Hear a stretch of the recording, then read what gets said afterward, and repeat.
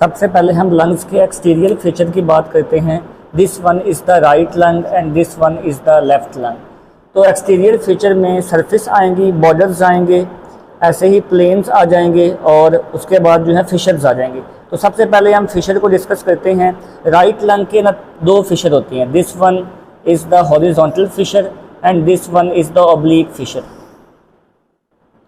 और ऑब्लिक का मतलब होता है कि जो चीज़ हॉरिजॉन्टल भी ना हो, वर्टिकल भी ना हो और इस तरह इंक्लाइंड हो, उसको ऑब्लिक बोलते हैं। तो राइट लंग जो है उसमें दो फिशर हैं and left lung has only one fissure, this one, and this one is called as oblique Fisher.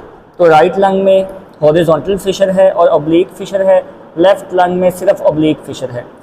Next हम लोब्स की बात करें तो राइट लंग जो है उसके फिशर ने ही लोब्स को आपस में डिवाइड किया हुआ है। तो राइट लंग के तीन लोब्स हैं, सुपीरियर लोब है, this one is middle lobe and this one is the inferior lobe. तो राइट लंग के तीन लोब्स हैं और लेफ्ट लंग जो है उसके दो ही लोब्स हैं, superior lobe and inferior lobe. और ये लोब आपस में सेपरेट हैं with the help of oblique fissure.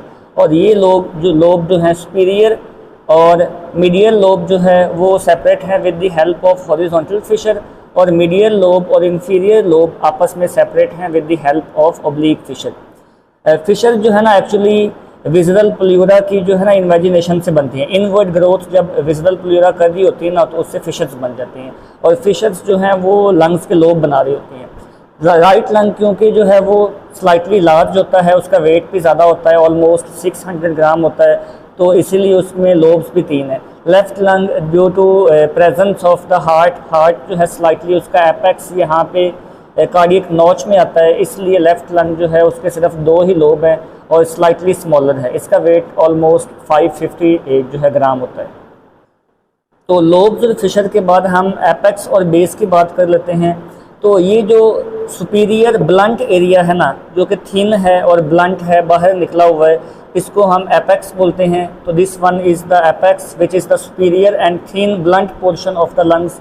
और ये वाला देखें अगर तो ये कनकेव एरिया है, this one is the concave invagination, जिसको हम इन्फीरियर सरफेस पे बोलते हैं, तो इसको हम बेस बोलेंगे। तो base is the concave and apex is the superior blunt area. Next हम सरफेस और बॉर्डर की बात करते हैं। तो there are 3 surfaces of the lungs. First one is the costal surface. तो दिस वन, ये सरफेस जो है ना जो कि रिब्स की बिल्कुल बैक साइड पे, ये और ये, इसको हम कोस्टल सरफेस बोलेंगे। This one is smooth and convex, देखो बाहर उभरी हुई है तो इसलिए हम इसको कन्वेक्स बोलेंगे, और ये स्लाइटली स्मूथ होती है against the inner surface of the rib cage. Rib cage की अंदरूनी साइड पे होती है, इसीलिए हम इसको क्या बोलते हैं, कोस्टल सरफेस बोलते हैं।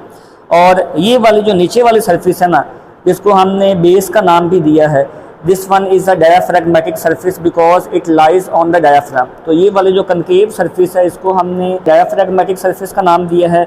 और ये वाली जो इनर सरफेस है ना, जो कि मीडियास्टिनल कैविटी को जो है वो फेस कर रही है, जहाँ पे हार्ट प्लेस है, तो इसको हमने मीडियास्टिनल सरफेस का नाम दिया है, which this one is also concave. So mediastinal surface में एक डिप्रेशन है जिसको हमने हाइलम का नाम दिया है। हाइलम वो एरिया होता है जहाँ पे रूट्स जो हैं वो एंटर हो रही होती हैं किसी ऑर्गन में या फिर लीव कर रही होती हैं, मतलब कि ब्लड वेसल्स हो गई, या इन केस ऑफ लंग्स यहाँ पे क्या हो जाएंगी, पल्मोनरी आर्टरी है, पल्मोनरी वेन है, या फिर ब्रोंकस वगैरह हैं, वो यहाँ से एंटर और लीव कर रही हैं, तो इसीलिए इसको हमने हाइलम का नाम दिया है। अगर हम लेफ्ट लंग की बात करें तो यहाँ पे एक स्लाइट डिप्रेशन है, this one is called as cardiac notch.